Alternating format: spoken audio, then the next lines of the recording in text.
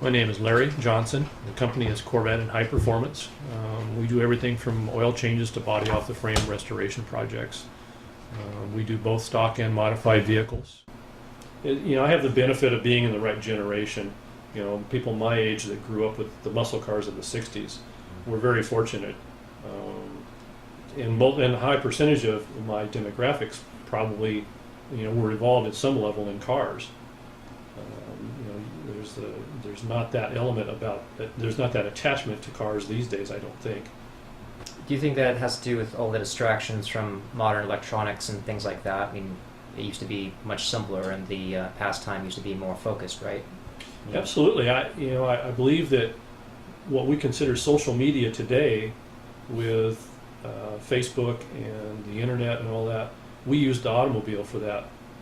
In my youth, there was 71 Camaro that belongs to a fellow who had this car in high school, and you get into a lot of emotional connection with classic cars. Yeah, sure. Well, I think the times are so much different. I think even if the cars were simpler to fix, I'm not sure that you'd have the interest in younger people learning how to fix their cars or wanting to.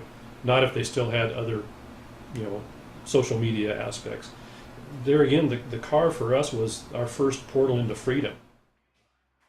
Yeah, I always thought these made a really good spaceship, Just Well, there's some styling cues you're going to see on the C7 Corvette, which I think will be a 2013. And I think social media today, through the internet and Facebook and those type of venues, is the portal of freedom for young people. Dramatically greater, for that matter. I'm involved with the automotive program at South Puget Sound College, and I sit on an advisory board.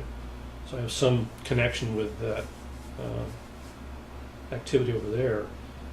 And there certainly are young people who are interested in cars. They want to learn on, want to work on them. There's definitely a demand in the trade for qualified technicians that can work on these newer cars that are so high tech.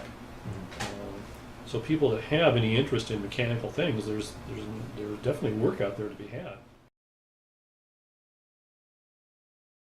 Can you still work on modern Chevy transmission for a high-end Corvette? I mean, can you still open it up and do it at home? I don't think so. We don't even do them here. We're very much in an age of specialization. And for a shop like ours, which is a relatively small shop, the ability to have all that equipment that would be necessary and all that expertise is not economically viable.